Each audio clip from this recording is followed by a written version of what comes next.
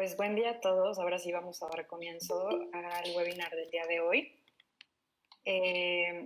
Muchísimas gracias por conectarse y estar con nosotros en este webinar. Es para nosotros muy importante hablar de este tema que nos compartirá la arquitecta Carolina Martínez, que es consultora en Revitaliza Consultores y es experta en el sistema LEED o más M, en edificios existentes, operación y mantenimiento. Y también está participando en proyectos con esta nueva certificación de WELL, que es Health and Safety, para pues estos protocolos con un estándar altísimo internacional como lo es el estándar WELL. Y bueno, pues para conocer más sobre esta nueva certificación, nos va a platicar los detalles la arquitecta Carolina. Y pues muchísimas gracias por estar con nosotros en Facebook y aquí en la sesión en Meet. Hola a todos, muchas gracias por conectarse. Hoy estoy muy contenta de compartir con ustedes un poco de mi experiencia con esta nueva certificación que se llama WELL Health and Safety, en donde, como dice el título de la sesión, se va a priorizar la salud y vamos a intentar disminuir el riesgo en los edificios para crear espacios resilientes. Ya me presento Fátima, pero yo soy Carolina, soy consultora en edificación y voy a estar con ustedes en la sesión de hoy. Lo que vamos a ver hoy es un poco de cómo está el regreso seguro a los edificios o qué es lo que está pasando en el mercado de los edificios existentes, que un poquitito la certificación WELL y nos vamos a meter de fondo en todas las estrategias de WELL Health and Safety. Primero que nada, pues empezamos con esta pregunta: ¿qué necesitamos para sentirnos seguros para regresar? Y pues justamente la estrategia que tienen que llevar a cabo estos edificios, ya sean de oficinas, que voy a estar hablando mucho hoy de oficinas, es el mercado en donde más nos estamos moviendo, pero aplica realmente a todos los espacios interiores. Es una estrategia que tiene que ser flexible, accesible, verificable, creíble y de impacto. Todo esto para poder comunicarlo adecuadamente y para poder hacerlo llegar a los usuarios de manera adecuada y que ellos pues se sientan más tranquilos. La palabra clave aquí es que tenemos que crearles confianza para que sepan que se está haciendo todo lo posible de parte de los edificios y que puedan regresar tranquilos a hacer sus actividades al día a día. Aquí es en donde entran las certificaciones de edificios. Aquí tengo los logos de WELL y de LEED, pero realmente todas las certificaciones de edificios es donde entra esta parte de la verificación por terceros. Porque además de todo, pues estos edificios, los que tienen estas certificaciones, ya tienen un paso adelante.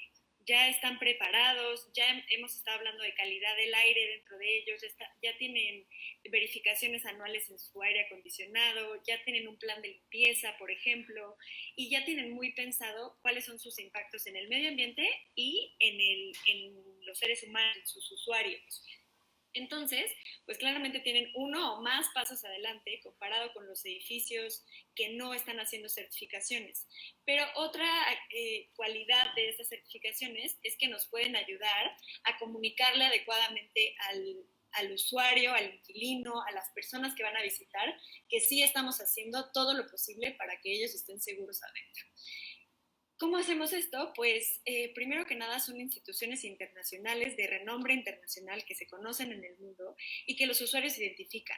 Sobre todo la de LEED, muchos usuarios de edificios existentes ya identifican qué significa el logo en la puerta, ya saben que están entrando a un edificio que está siendo cuidado, y para los que conocen WELL también saben que está muy orientado hacia su salud y que pueden estar confiados de que hay un tercero que le revisó. Porque obviamente si el edificio te dice que está haciendo todo, pues tú le crees, pero no hay como que tengas un tercero, y sobre todo un tercero de talla internacional que está verificando estas estrategias y que te está diciendo que es verdad que se está haciendo todo lo posible porque tú estés sano y estés seguro en el edificio donde estás.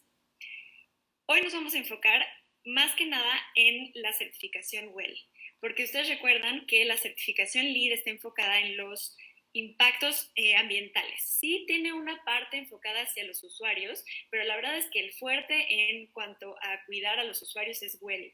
WELL es una certificación que tiene un enfoque a salud y bienestar. La prioridad es el ocupante, 100%. Aquí vamos a dejar un poquito de lado la parte medioambiental, si bien sí se revisa, pero la parte fuerte es qué tan cómodo está mi usuario adentro de mi espacio y qué tanto está afectando esta infraestructura o este espacio interior a mi usuario, qué tanto le está haciendo bien o qué tanto le está haciendo mal. Es una certificación que está basada en estudios científicos y médicos. Entonces, como se podrán imaginar, ellos tienen años haciendo estas investigaciones, desde el 2013 que está esta certificación, y pues tienen una base de doctores, de científicos, trabajando para ellos y haciendo las investigaciones y los estudios, actualizando constantemente cuáles son las normas o los estándares a los que tenemos que llegar. Ahora que tenemos esta situación con el COVID, pues estaban preparados con toda la infraestructura de personas y de especialistas para poder desarrollar una nueva certificación. La certificación WELL, en los estudios que ellos tienen, han determinado que nuestra salud está determinada de esta manera. Si ven, la gran mayoría, más del 50%, está determinada por el ambiente físico y social que tenemos. Después tenemos el estilo de vida que llegamos. Por último, más abajo tenemos la medicina y la genética. Entonces, para todas las enfermedades que tenemos o el nivel de salud que estamos mostrando nosotros, realmente tiene mucho menos que ver si nuestros abuelos tuvieron una enfermedad y nos las heredaron, o el acceso que tengo a medicina, a doctores, a buenos hospitales. Y lo que tiene mucho más impacto es mi estilo de vida, es decir, si tengo una vida sedentaria, si hago ejercicio, si como bien o si estoy comiendo solo comida rápida, y también el ambiente físico y social en el que estamos viviendo. Este ambiente físico pues va a tener mucho impacto en cuanto a la luz solar que estamos recibiendo, si tenemos acceso a vistas al exterior, si tenemos bien ventilado, qué calidad del aire tenemos afuera, qué calidad del aire tenemos adentro de nuestros espacios, qué tipo de iluminación, si estamos teniendo la iluminación adecuada para poder trabajar en lo que estamos haciendo. Y mucho de esto lo estamos viviendo de primera mano hoy en día en nuestras casas. Si ustedes se imaginan, nuestras casas no estaban hechas para ser oficinas de home office como las tenemos ahorita, y nos estamos dando cuenta qué tan importante es que esté bien ventilado, bien iluminado, que tengamos el mobiliario adecuado para estar sentados y que no nos estemos lastimando la espalda, etc. Esto es lo que estamos nosotros intentando ahora con WELL. WELL nos dice que el ambiente físico es lo más importante para la salud y nos da estas estrategias o lineamientos de cómo podemos revisar el ambiente físico para no afectar la salud y, de hecho, para mejorar la salud de nuestros usuarios o de nuestros inquilinos. WELL, esta certificación, ahora que empezó lo del COVID, se pusieron a investigar, a hacer todas las recomendaciones del CDC en Estados Unidos, de la Organización Mundial de la Salud, y crearon una nueva certificación específicamente para este tema del COVID. Y vamos a ver que sí se creó basados en, o sea, cuando empezó lo del COVID, se dieron cuenta que se necesitaba esta certificación, una certificación específica, pero no está basada únicamente en salud. Es una certificación que es un sistema de evaluación de terceros basado en evidencias, enfocado en las operaciones y mantenimientos de edificios de diferentes usos. Va a estar basada en políticas de operaciones, protocolos de mantenimiento, en planes de emergencia y en educación y entrenamiento. Pues como les decía, sí se creó a partir de que el COVID fue una emergencia, se juntó la gente de WELL y dijeron, además de la certificación que ya tenemos, que se está basando en calidad del aire, en confort, en la ergonomía, en que todo el interior esté bien cuidado, iluminado, ventilado, además de esa, necesitamos una guía, o sea, esta certificación, que nos ayude a responder en este caso de emergencias, porque nos dimos cuenta que todo lo tuvimos que hacer volando, ¿no? Súper rápido y todos váyanse a sus casas, y ahora quién sí trabaja, quién no trabaja, tú puedes trabajar en tu casa, tienes una silla, tienes una laptop, cerraron todos los restaurantes y los comercios, y como que todo fue muy al aventón, porque era una emergencia, y la idea de esta certificación es crear los protocolos para que cuando haya otras emergencias estemos preparados. ¿Cómo las evitamos? ¿Cómo nos preparamos? Y cómo tenemos esta comunicación con el usuario que les digo que es tan importante. Porque nosotros podemos estar haciendo todas las estrategias, pero si el usuario no las ve, no están teniendo el impacto que queremos y no están teniendo, pues el usuario no va a querer ir, no va a ir tan confiado a nuestro edificio como si podemos comunicárselas de manera adecuada, y esa es una de las partes más importantes de esta certificación Well Health and Safety. Los temas en general que ve esta certificación, vamos a hablar de limpieza y desinfección, de programas de preparación de emergencia, recursos de salud, gestión de la calidad del agua y del aire y comunicación e integración del ocupante. Como ven, sí hablamos del COVID, sí vamos a ver una parte de limpieza y desinfección, pero no está enfocada únicamente en eso, sino más bien en cómo preparo la infraestructura y cómo preparo mi empresa para otras situaciones de esta manera, para que no nos agarren curva, para que tengamos en sitio ya protocolos, planes, todo establecido para poder llevar adelante las operaciones de una manera más amigable con estas situaciones y con nuestros usuarios. Esta certificación no tiene créditos, ni puntaje, ni nada muy complicado. Fue creada muy rápido, para empezar, y además tiene la idea de que sea muy sencilla para que mucha gente pueda implementarla, para que muchos edificios, aunque no tengan estas estrategias. La idea es cumplir 15 de las 22 que vamos a ver ahorita y ninguna es obligatoria. Entonces, si los edificios tienen ya en pie alguna de estas estrategias, que van a ver que muchas ya están, pero y si no, pueden implementar algunas, hacer algunos de sus cambios y poder tener este impacto dentro de sus usuarios. La idea no es únicamente cambiar el edificio. Yo sé que muchas veces aquí en Revitalicia Consultores hablamos de cómo hacer el edificio, cómo cambiar el edificio, vidrios, sistemas de aire acondicionado, mobiliario, materiales, etc. Esta certificación va un poquito más allá y toca también temas de recursos humanos, de cómo estoy gestionando mi empresa y cómo estoy preparando o manejando mi empresa del lado de la parte humana. Cómo es mi relación con mis empleados, eso también lo vamos a ver. Entonces, el día de hoy vamos a revisar punto por punto cuáles son las estrategias. Como saben, la idea principal es que los edificios se certifiquen para que tengan el sello y puedan comunicar que un tercero lo revisó, que puedan decir que sí están teniendo las estrategias, que el tercero lo revisó, tiene reconocimiento internacional y pues además los usuarios lo reconocen mucho más rápido cuando entran a la puerta y ven el logo. Pero por otro lado, también sabemos que existen edificios que no quieren tener la certificación, que no alcanzan los presupuestos, o incluso ustedes si están en sus casas y dicen, bueno, pues a mí no me sirve para mi departamento, pero ¿qué puedo hacer para cuidar y para estar preparado para esto? Pues podemos buscar algunas de estas estrategias sin tener que buscar la certificación completa, y estas son como los lineamientos que nos está dando Well y todo lo que tenemos que cuidar más. En el primer tema vamos a hablar de limpieza y desinfección, que como ustedes saben es lo que más nos hemos estado preocupando con el COVID, ¿no? Si yo les digo a ustedes qué estrategia estás implementando con el COVID, de inmediato me van a decir algo que tenga que ver con limpieza y desinfección. Y las estrategias las vamos a ver una por una.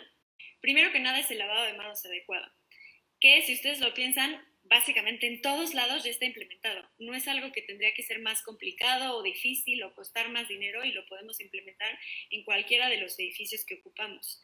La idea principal es que el jabón no tenga fragancia, que tengamos toallas de papel y no secadores de manos. Fíjense que hemos tenido ahí también un conflicto con los edificios con los que trabajamos. Pues primero les decimos, tenemos que cuidar el medio ambiente, no uses papel, y ahora les decimos, ¿qué crees? Ahora sí papel, y los secadores de manos se quedan como en segunda opción. No están prohibidos, sí se pueden usar secadores de manos, siempre y cuando tengan un filtro EPA, que es un filtro de alta eficiencia. ¿Y por qué les digo que preferimos las toallas de papel? Pues las investigaciones han comprobado que son mucho más eficientes para secar sin volver a infectar, sin volverte a poner los microbios que te acabas de lavar. Eso sí, buscando siempre que estas toallitas de papel tengan una certificación FSC, que con esto se cuida que se estén talando los árboles de manera adecuada y que estemos utilizando a lo mejor un poquito de contenido de reciclado, etcétera, para no tener un impacto tan fuerte en nuestro medio ambiente. Además, vamos a necesitar señalización, que otra vez, piénsenlo, en todos los edificios en donde han estado ya tenemos la señalización de cómo es adecuado lavarse las manos, con estos pasos de los 20 segundos, que se tiene que lavar por adelante, por atrás, entre los dedos, las uñas, etc. Como ven, este es uno de los más sencillos, ya por lineamiento nacional en México lo tenemos. Asumo que también en otros países de Latinoamérica se debe usar un lineamiento similar, y no es muy complicado de cumplir para todos los edificios que estamos ocupando. Por otro lado, tenemos el reducir el contacto con superficies. Lo que vamos a tener que hacer aquí es revisar todas las superficies de alto contacto que tengamos en el edificio, así como también las interacciones persona a persona.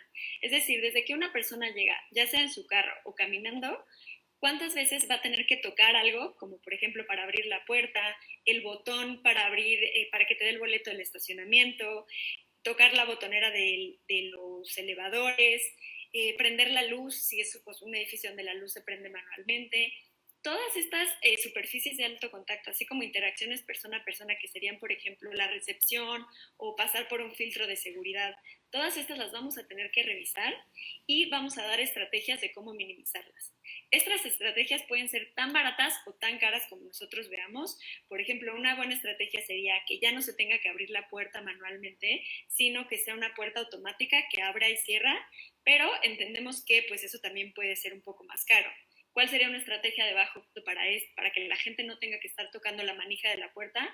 Tener a un empleado ahí que abra y cierra la puerta, entonces solamente esa persona está tocando la puerta y no se convierte en una superficie de alto contacto que mucha gente está tocando todo el tiempo. Aquí hay que ver cómo aplica cada uno de los edificios, qué tanto presupuesto hay, qué tantos cambios se necesitan, y por eso hay que revisar caso por caso cuáles son las superficies de alto contacto que tenemos y las estrategias para que la gente no tenga que tocar, es decir, automatizar todo lo que se pueda, o incluso si tenemos menos presupuesto, entonces, por ejemplo, para la botonera no podemos hacer el elevador automático porque no hay presupuesto, pero sí podemos poner que una persona tiene que pasar a limpiar con un desinfectante cada media hora, por ejemplo.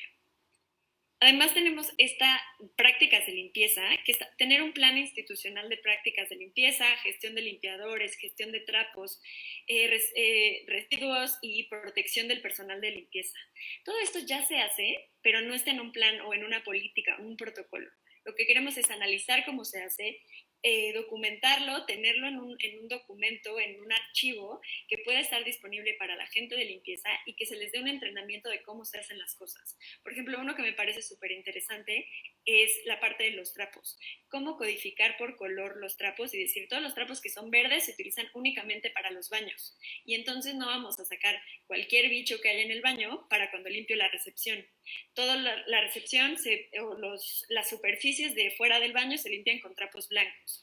Y todas las superficies de alto contacto, como las manijas, las botoneras, se limpian con trapos de color azul, y esos trapos de color azul, esos se desechan diario porque son los de alto contacto. Los demás se pueden lavar y se pueden reutilizar. Los colores me los inventé, puede ser el que ustedes quieran, pero también es una estrategia que podemos implementar en casa para no estar usando toallitas desechables para todo, sino simplemente tener nuestro trapo de un color que sabemos que es para las manijas, para las botoneras, para todo, por ejemplo, también la manija del refrigerador. Para eso podemos tener un color de trapo y lavarlos por separado y tener un color de trapo para todo lo demás, así evitando que nos contaminemos y tampoco estar utilizando toallitas desechables que están contaminando nuestro planeta y teniendo otro tipo de impacto. Esta estrategia de seleccionar los productos de limpieza es una de las más complicadas porque requerimos un etiquetado de salud que se llama Globally Harmonized System. Es decir, que nuestro producto de limpieza tiene que ser parte de esta organización y tener un etiquetado que diga que cuida la salud. La verdad es que es bastante complicado encontrarlo en México y nos encontramos con la disyuntiva entre utilizar un producto mexicano que cuide al medio ambiente pero que no tenga esta etiqueta contra importar algo de Estados Unidos y buscar únicamente la etiqueta. Por eso aquí les pongo las estrategias en México, es buscar que no tengan químicos, porque acuérdense que muchos químicos es más malo para nosotros, ¿no? Es más malo para la persona que lo está utilizando, que está limpiando nuestra casa, nuestra oficina, pero también para los usuarios que lo huelen después, tiene fuertes impactos en la salud. Busquen también que no tengan fragancias, porque normalmente las fragancias se utilizan para esconder otros olores químicos que normalmente no compraríamos. Entonces le ponen mucha fragancia para esconder otros químicos. Busquen que sea biodegradable y, de ser posible, que tenga un etiquetado de medio ambiente que es EPA Safer Choice, Green Seal o Ecologo. Esos sí se pueden encontrar en México, e incluso en el Costco hay algunos que ya cumplen con esta certificación. Otro que les va a parecer súper familiar porque ya lo hacemos en todos lados es evitar la exposición a partículas en el aire. Uso de cubrebocas, marcas de separación en el piso, como estas calcomanías que nos indican los metros que tenemos que estar separados en las filas o en el supermercado, acceso y salida separados para que no te tengas que encontrar a la gente de frente y menor ocupación. Entonces, como ven, este básicamente es un check, listo, todos los edificios en México tienen que cumplirlo de todas maneras para poder operar, entonces es algo que se puede utilizar, se puede cumplir bastante fácil. El siguiente tema que vamos a ver es el de preparación para emergencias, que es en donde les digo que no estamos hablando únicamente de COVID, sino que se dieron cuenta que estábamos listos para esta pandemia, que fue algo que se pudo haber prevenido, que pudimos haber estado listos y no estábamos y todo se hizo al aventón. Pudo haber salido mucho mejor. Entonces, aquí vamos a tener un plan de preparación para emergencias, en donde se analicen los riesgos y se tenga un plan de acción y recursos para todo tipo de emergencias. Desde emergencias naturales, como pueden ser los sismos o algún deslave, tecnológicas, por ejemplo, un apagón general de luz por varios días, emergencias de salud, como esta que nos acaba de pasar, o incluso emergencias humanas, que quiere decir como tiroteos, algún asalto, algún secuestro, este tipo de cosas que queremos no pensar que existen, pero sí existen y tenemos que estar preparados en cómo va a funcionar nuestro edificio, cómo vamos a cuidar a nuestros empleados y a nuestros usuarios en una emergencia como estas. La siguiente estrategia es igual estar preparados, pero específicamente para los negocios. Como les decía hace rato, esta vez todos nos fuimos a la casa y dijimos, ya no regresan mañana, y fue el problema de quién sí se puede ir, quién tiene una computadora aquí y quién tiene que trabajar acá, cómo le hacemos para que todos tengan laptops, todos tienen acceso a internet o no, quién tiene celular, quién no tenía celular, incluso los niños, piénsenlo. Cómo se fueron a sus casas y algunos no tenían dos computadoras y entonces los dos hermanitos no se podían conectar al mismo tiempo o no tenían conexión a internet o únicamente tenían la computadora de la mamá y la tenía que usar para el trabajo. Todo esto, ¿cómo lo planeamos? ¿Cómo analizamos las prioridades y los riesgos? ¿Qué recursos actuales se tienen y qué se van a tener que generar en una emergencia? ¿Y cuáles van a ser los apoyos de trabajo a distancia? Un buen ejemplo sería una empresa que tiene puras PCs de escritorio, puras computadoras de escritorio, y que no van a cambiar las computadoras. ¿Qué se va a hacer en caso de que se tengan que ir a sus casas? ¿Se van a poder llevar la computadora o se va a tener un stock de laptops para que las puedan utilizar? ¿Cuál es la estrategia que se va a tener que hacer? ¿Cuáles son las partes del negocio más importantes y quién no se puede ir a su casa? Por ejemplo, a lo mejor hay alguien de finanzas que necesita estar en la oficina. ¿Cuál va a ser el plan para esa persona? Todo lo que tenga que ver con el negocio y cómo hacemos que siga funcionando sin que nos afecte económicamente es lo que vamos a planear aquí. Además, tenemos que tener una estrategia para el regreso seguro. Implementando este plan, eso sería una estrategia para el regreso seguro, pero tenemos que analizar cómo vamos a hacer para cada una de las emergencias que vimos hace rato. Cómo vamos a hacer para si hubo una inundación, si hubo un incendio, si fue un tiroteo, si fue un terremoto. Todo eso tenemos que analizarlo, ver cuáles son las prioridades, preparar la infraestructura del edificio para que esté listo y obviamente tener un muy buen plan de comunicación. ¿Cómo va a ser antes cómo les comentamos o cómo les comunicamos a nuestros empleados antes de que sea la emergencia, durante y después de la emergencia, cómo va a ser el regreso y cómo va a ser la comunicación? En esta parte es muy importante tener implementado un sistema de comunicación para saber cuáles son sus necesidades, qué es lo que les preocupa de regresar, cómo les gustaría a ellos regresar y poder tomarlo en cuenta dentro de este plan. Además, vamos a tener que revisar los recursos de emergencia que tenemos y si no, ¿qué más tenemos que poner? Recursos físicos, me refiero a los extintores de fuego, desfibriladores, kits de emergencia. También aquí nos recomiendan, aunque en México no ha aplicado en los proyectos que tenemos, tener estas inyecciones de epinefrina por si alguien tiene una reacción alérgica. Además tenemos que tener personal de emergencias en sitio, una enfermera, un doctor, alguien que sepa de primeros auxilios, incluso puede ser un policía que también tienen este entrenamiento de cómo responder en un caso de emergencia. Ese tipo de personal, quién tenemos disponible, quién nos hace falta, si sí de verdad es necesario, etcétera. Igual que los espacios, tener preparados los espacios por si necesitamos que llegue los bomberos, por ejemplo, dónde van a estar, si necesitamos que llegue el personal médico, dónde se van a estacionar, dónde van a entrar, qué espacios interiores y exteriores vamos a poder dar para poder manejar la emergencia y obviamente entrenamiento. Este entrenamiento está muy enfocado en cómo reaccionar en una emergencia y sobre todo en primeros auxilios médicos para poder ayudar en caso de que tengamos una emergencia. Y el último es reforzar la resiliencia del edificio. Entonces, es preparar el edificio para diferentes escenarios. Aquí en la Ciudad de México nos toca poco, porque estamos muy enfocados en la parte de sismos y la verdad es que creo que ya estamos un poquito preparados y lo digo tocando madera porque siempre decimos que estamos preparados y que ya estamos listos y a la hora de la hora salimos sin zapatos. Pero también tenemos que pensar en otros edificios que a lo mejor tienen riesgos de huracanes, como por ejemplo lo que está pasando ahorita, o de olas de calor muy fuertes. Eso también lo tenemos que planear e ir viendo que nuestro clima está cambiando, nuestros patrones del clima que teníamos antes se están siendo modificados y estamos teniendo cada vez más eventos de emergencia fuertes.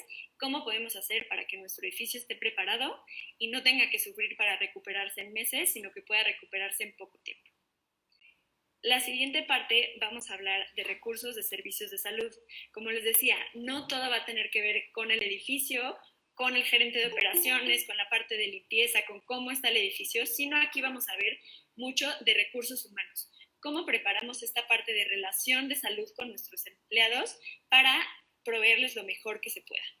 Primero tenemos la licencia por enfermedad, que aquí tenemos que tener una incapacidad de corto y de largo plazo. Esta, la verdad es que en México la cumplimos relativamente fácil por tener el IMSS, que al final nos da esta capacidad de tener incapacidad, estos permisos de tener, de poder faltar a corto y a largo plazo con nuestro sueldo a ciertos porcentajes, pero sí podemos cumplirlo. Si no, de todas maneras se tiene que incluir dentro de esto, que tengamos permisos de faltar a corto y a largo plazo. Las opciones de recuperación para el trabajo, opciones de trabajo para recuperación. ¿Qué digo aquí? Después de una operación, después de que me rompí la rodilla y necesito rehabilitación, pues en vez de despedir a la persona o no apoyarla y entonces que pierda sus beneficios de salud, poder darle opciones de que pueda seguir trabajando desde casa, de que sea un trabajo de medio tiempo, que vaya 2 días a la semana y los otros 3 los haga de home office. La verdad es que sí creo que esa es una de las ventajas que nos dio esta situación de la pandemia por el COVID. Ya le tenemos menos miedo al home office.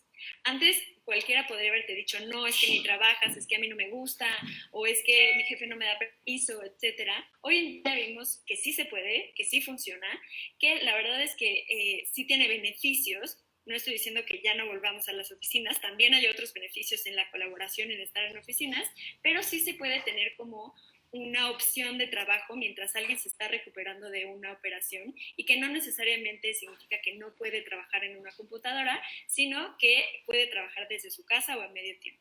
Y otra cosa muy importante es la declaración de salud. En Latinoamérica, en México, está normalmente mal visto que faltes. Entonces la gente va enferma a trabajar. Y esta es una cultura que tenemos que empezar a modificar, porque ya vimos que en este caso, si la gente se sentía mal y de todas maneras tenía que ir porque se sentía obligado, porque sentía presión, porque no le daban permiso de faltar, pudo haber contagiado a muchos de sus compañeros. Entonces tenemos que empezar a modificar esta cultura laboral en la que podamos decirles que es prioridad su salud, que preferimos que no vayan y que no vayan a contagiar a más gente, que se recuperen, porque además va a tener un impacto en cómo trabaja. Una persona enferma, aunque no tenga COVID, aunque tengas gripa, no vas a ser tan productivo y nada más vas a estar sentado en la oficina sin trabajar realmente y a lo mejor te va a durar 3 días más de lo que te hubiera durado si te vas a tu casa, descansas, comes bien, te recuperas y vuelves a trabajar con todo unos días antes. Yo sé que también es cultural, el que también se puede abusar un poquito de esta parte de todo el tiempo decir que estoy enfermo y como no me preguntan ni me dicen nada, pues voy a faltar todo el tiempo. Entonces hay que mediar esta parte cultural para poder tener un mejor ambiente laboral y sí darle prioridad a la salud de todos los empleados del edificio. Otra de las estrategias que a mí me parece complicado en México es tener un seguro de gastos médicos mayores. Además de tener el acceso al IMSS, se tendría que tener un seguro de gastos médicos privado que cumpliera con todos estos. Tiene que cumplir con la parte médica, dental, visión, salud mental, salud sexual y reproductiva, medicinas, vacunas esenciales, check-ups, programas antitabaco y pruebas de enfermedades infecciosas. La verdad es que es muy complicado que se pueda cumplir con todos estos. De nuestros clientes, la mayoría no los cumplen. Solamente tenemos 2 edificios en la Ciudad de México que le están dando a sus empleados este tipo de seguro de gastos médicos, que son Torre Mayor y Torre Diana, pero son de las pocas empresas que cuidan todo esto dentro de sus empleados. La idea, si aquí no se puede cumplir, se acuerdan que ninguno es obligatorio, pero sí es la idea de que ya tengamos en mente como gente de recursos humanos que esto se debería de poder. O sea, a lo mejor ahorita no se puede, tenemos solamente el seguro o un seguro de gastos médicos mayores que solo cubre la parte médica, pero tenemos que tener en cuenta que esto existe, que se puede hacer y que se tiene que ir planeando para futuro poder cubrir las necesidades de salud de nuestros empleados hasta este grado, hasta incluyendo todo esto. Una de las estrategias que más me gusta es la de salud mental, porque pues si bien es un tema muy actual, no todos estamos al pendiente de esto. En Estados Unidos ya hay muchas empresas que tienen días de salud mental en donde tú puedes decir, oye, no me voy a ir de vacaciones, no estoy enfermo tampoco, pero necesito un día de salud mental porque estoy muy estresado, estoy teniendo ataques de pánico, ataques de ansiedad y necesito un día para relajarme y para regresar a trabajar con todo. La verdad es que es algo que también tenemos que cambiar en nuestra cultura laboral, pues pensamos que si un día no viene, estoy perdiendo ese día que está trabajando y no vemos el otro lado, que si viene a trabajar con ataques de ansiedad, con estrés, con depresión, pues pueden pasar meses en el que no está siendo 100% productivo. Aquí lo que nos pide EWELL es tener una referencia a un profesional de la salud mental, es decir, que si alguien nos pide una recomendación, tengamos una lista de psicólogos recomendados que estén en el edificio, a una distancia caminando del edificio que son 400 metros, o incluso que pueda dar una sesión en línea para poder ayudarle a nuestros empleados. Además, que tengamos recursos de salud mental como libros, brochures, páginas de internet, en donde ellos puedan revisar pues recursos que se trata de cómo lidiar con una pérdida, cómo lidiar con una crisis, qué es la depresión, cómo ser más productivo incluso. Y uno de lo que más me gusta son los entrenamientos de primeros auxilios psicológicos, que antes de conocer acerca de Well Health and Safety yo no sabía que esto existía, pero la verdad es que me parece súper útil. Por ejemplo, en la Ciudad de México a veces cuando tenemos temblores, gente que ha vivido temblores fuertes como el del 85 del 2017, pues se ponen muy mal, se ponen muy nerviosos y empiezan a tener unos ataques de pánico fuertes, y la verdad es que sí es útil que alguien de equipo tenga este entrenamiento y sepa cómo calmar esta situación, en lo que llega obviamente una persona adecuada o un profesionista de la salud mental, pero que sí podamos tener pues las herramientas adecuadas para calmar a la persona en caso de una emergencia. Y puede ser un terremoto que mencioné ahorita, que es el que más me viene a la mente, pero cualquiera de los que vimos hace rato aplica. Además vamos a tener esta estrategia de las vacunas de la influenza. Para esto necesitamos tener una campaña de vacunación y nosotros como empresa tener vacunación en sitio o gratuita en una clínica cercana. O sea, sí tener recordatorios en internet o en pósters de que ya es hora, de que ya es noviembre y ahora sí tenemos que ir a vacunarnos, y además dárselas gratis a nuestros empleados. Esto pues va a ayudar a que menos gente se contagie y que todos tengamos esta inmunidad de rebaño en la oficina. Una que es básica y que además los edificios que están certificados LEED ya tienen un paso adelante es un ambiente libre de humo de cigarro. En la legislación en México ya no se permite fumar en interiores, así que ahí tenemos un paso adelante, pero ahora tenemos que incluirle no fumar en exteriores, en ningún lugar que esté a menos de 8 metros de una puerta o ventana, pero tampoco vamos a poder fumar en las terrazas, en los balcones, en todas estas áreas que la gente usa para estar, para convivir, para comer. Esas áreas exteriores, aunque estén a más de 8 metros, no se van a poder utilizar para fumar. Y otra cosa importante es que en el edificio no se va a poder ni vender ni promover la venta de cigarros. Entonces no puedo tener ningún tipo de póster o de anuncio, ni tampoco se puede vender aunque tengamos un Oxxo, por ejemplo, no podría vender cigarros, y esto es porque no se apoya el consumo de cigarros y se limita su accesibilidad. Ahora volvemos a esta categoría o a este tema en donde ya vamos a volver a hablar del edificio como tal, de la gerencia de operaciones y de cómo está la infraestructura. Este es el tema más técnico que vamos a tener y sí va a necesitar del apoyo de un ingeniero calificado para poder realizar las inspecciones. Por ejemplo, en esta primera estrategia vamos a tener que evaluar el estatus del sistema de ventilación.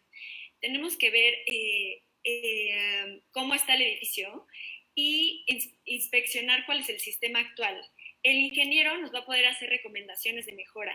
Estas recomendaciones de mejora van a poder ir desde lo más barato hasta lo más caro y pues va a depender del estatus del edificio, de cómo esté. Vamos a encontrar unos edificios que no tengan inyección de aire exterior y que se necesite una gran inversión para poder meter aire exterior. Si ustedes saben, incluso en los lineamientos del gobierno se está pidiendo que se tenga el aire natural, el aire de ventilación natural lo más que se pueda, y pues si es un edificio de oficinas, por ejemplo, cerrado, que no tiene inyección de aire exterior, va a significar una inversión de capital fuerte. Este es otro de los lugares en donde tener un edificio certificado LEED o WELL va a tener un beneficio porque ya unos pasos adelante, esto es algo que ya se revisa y básicamente en estos casos, como por ejemplo el caso de Torre Mayor y Torre Diana que les mencionaba, que son edificios que ya están certificados LEED, pues fue una inspección, fue verificar y dar pues palomitas a todo lo que ya se tiene, porque ellos ya tienen la ventilación adecuada, la ventilación aumentada, de hecho, para que se esté ventilando los espacios adecuadamente y no se esté recirculando el aire. Acuérdense que el aire se va a estar recirculando y pues ahí van todos los bichos de todos. Si le metemos aire exterior, se va a poder mezclar adecuadamente y se van a disminuir todos los patógenos que podamos tener en el aire. Una cosa importante mencionar es que WELL no nos va a pedir que cambiemos nada, simplemente nos va a pedir que veamos cómo están nuestra infraestructura actual, qué es lo que se puede hacer y que decidamos en ese momento qué le conviene al edificio, qué le conviene considerando criterios de salud, de mis inquilinos, qué me están pidiendo y también pues de dinero, ¿no? De cómo están mis presupuestos actualmente.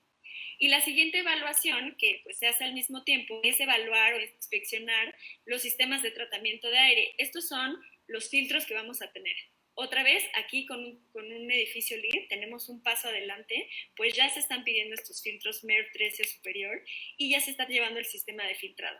Un edificio que no tenía filtros MERV 13 posiblemente va a requerir de una inversión mayor en cuanto a sus equipos y a sus motores para poder poner este filtrado, pues este filtrado pues es superior, ¿no? Es avanzado.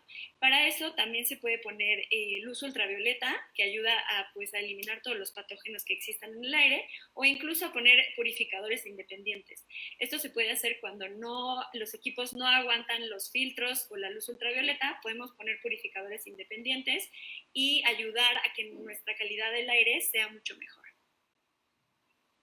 Otra estrategia es el plan de el manejo de la legionela, que es una bacteria que tenemos en el agua, que la verdad también es un paso relativamente fácil porque los edificios institucionales de todas maneras tienen que tener un plan.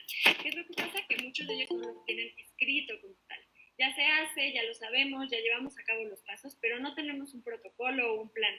La idea es hacerlo oficial, ponerlo en un documento y que este documento esté disponible para toda la gente siguiente que esté en nuestra administración o en operaciones, que sepan que eso se tiene que hacer y con cuánta periodicidad se tiene que llevar a cabo. Uno de los más importantes es monitorear la calidad del agua y del aire, pues realmente para saber si lo que estamos haciendo, por ejemplo, para ver la legionela o las inspecciones que hicimos para los filtros, para la luz ultravioleta y el aire exterior, si todo eso sí realmente está teniendo un impacto y está funcionando, pues ¿qué vamos a hacer? Medirlo. Ya hice las estrategias, ahora lo voy a medir y cuál va a ser el resultado. Vamos a medir el aire, aquí vamos a medir PM2.5, PM10, compuestos orgániles volátiles, ozono y CO2. Y en el agua vamos a medir turbiedad, el pH, el cloro residual libre y los coliformes. Con esto vamos a poder tener una idea de cuál es la calidad de nuestro aire y cuál es la calidad de nuestra agua. En mi experiencia, el agua siempre está relativamente bien. La verdad es que los edificios comerciales e institucionales siempre tienen una buena gestión, o casi siempre, la mayoría de las veces. Y en donde tenemos un poquito más de problema es en la calidad del aire. Ahí es en donde vamos a ver si sí vale la pena invertirle en los filtros o en los purificadores independientes, y vamos a verlo pues realmente, ¿no? A lo mejor yo le digo al cliente, pones tus purificadores, me dice no vale la pena, pero cuando ve los resultados de la calidad del aire dice no, bueno, pues mejor si los ponemos porque sí va a valer la pena, o no estamos teniendo la calidad que queremos, sí necesitamos un apoyo extra. Además vamos a tener que cuidar el control de la humedad y el moho, que aquí la verdad básicamente son inspecciones y tener un programa de mantenimiento. Yo sé que son cosas que normalmente se realizan, normalmente la gente de mantenimiento está muy atenta a estas condiciones de humedad y moho, y lo que vamos a hacer es hacerlo oficial, como les decía hace rato, tener un protocolo, tener una política en donde enumeremos cuáles son las cosas que se tienen que hacer y cada cuánto. Incluso también les vamos a asignar un responsable por nombre y puesto para que sepamos quién es el que se va a hacer cargo de que esto sí se esté llevando a cabo. El último tema que tenemos, y no por eso el menos importante, es la comunicación y la integración de los interesados. El primero va a ser promover la salud y el bienestar, y aquí es el más fuerte que vamos a tener de comunicación con los usuarios. Lo que vamos a hacer es mandarles un documento con toda esta información que acabamos de implementar, diciéndoles qué se hizo en el edificio, cómo les beneficia a ellos y qué estrategias extras pueden hacer ellos para ayudar a la buena implementación y a la buena salud dentro del edificio. Porque no tiene caso que nosotros hagamos todo esto si ellos de todas maneras van a llegar a todos usar el mismo espacio sin cubrebocas, por ejemplo. Entonces vamos a darles estas estrategias de qué es lo que pueden hacer, qué está en sus manos para ayudar. Además vamos a hacer estas recomendaciones de salud que se tienen que hacer 4 veces al año, se les van a mandar webinars, newsletters para que sepan de temas de salud, temas de calidad del aire, calidad del agua, de cómo estar preparados en emergencias, por ejemplo, para que todo el tiempo estemos comunicándonos con ellos, y también para que sepan cuáles son los recursos que tienen disponibles, a quién tienen que contactar si tienen dudas sobre alguna de las estrategias, y cuáles son las cosas que además ellos tienen que hacer. Porque en estas conferencias me gusta decirles que todo esto que dijimos tiene que ver con tu empleador, con el edificio, con recursos humanos, pero también hay muchas estrategias que podríamos estar haciendo nosotros como usuarios, como hacer ejercicio, no ser sedentarios, comer bien, pensar en nuestra salud mental, ya que tenemos los recursos, pensar en nuestra salud mental y pues ayudar a que podamos estar más sanos y menos vulnerables a los virus. Y la última, que esta la verdad es que solo aplica a aquellos edificios que tengan un lugar en donde se produzca comida o se haga comida, es inspecciones de salubridad. Todos estos espacios de comida, desde un Oxxo o un kiosquito que tengan donde hagan sándwiches hasta un restaurante, van a tener que cuidar, tener un reporte de salubridad y tenerlo público. Es muy importante que este reporte esté público y que todos los usuarios lo puedan ver. Entonces, en resumen, como ven, los aspectos prioritarios que tenemos son cuidar el aire acondicionado, la limpieza, estar preparados para cualquier tipo de eventualidad y tener prioridad para los usuarios. Y la idea es tener una estrategia integral. No depende el 100% del edificio, como les decía, depende de las operaciones, de la gerencia de operaciones, de la agente de operaciones y mantenimiento. Además depende de la parte de recursos humanos y de cómo está la relación con los empleados, y mucho depende de los usuarios, mucho depende de cómo están los usuarios respondiendo, están cuidando, etcétera. Esto también va a tener que ver con el resultado general de la estrategia integral. Estas son las estrategias que nos da Well Health and Safety. Estas son las ideas y los lineamientos que nos está dando. Como les digo, estamos trabajando con varios edificios en la Ciudad de México para poder lograr este sello. Y eso fue todo. Tenemos 10 minutos para alguna pregunta. Aprovecho para decirles que existen ya 2 edificios certificados en el mundo. Uno en Japón, que no me acuerdo cómo se llama, y el Empire State en Estados Unidos. Próximamente les tendremos el primero en México y se los vamos a compartir por Facebook también.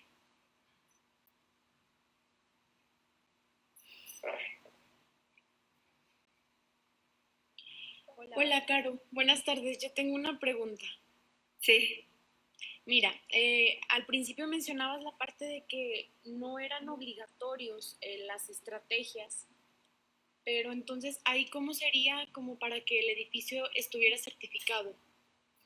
De estas 22 estrategias tienes que cumplir 15. Las que sean más fáciles, más redituables, que le den un valor a tu edificio, escoges 15. Digo, la verdad es que de preferencia cumplir con las 22. Tenemos un par de preguntas en el chat. Héctor Eduardo pregunta, ¿los puntos de WELL Health and Safety pueden ser ocupados para la certificación WELL versión normal o pueden servir de apoyo para LEED? Realmente no se pueden como intercambiar. Lo que sí es que para WELL Health and Safety puedes utilizar puntos de innovación de WELL normal. Eso sí se puede hacer. Y para LEED, más bien LEED creó sus propios créditos que se llaman Safety First. Esos créditos los puedes utilizar para LEED. Lo que sí es que ambas estrategias te pueden servir para que te salga una buena calificación en LEED ARC Reentry.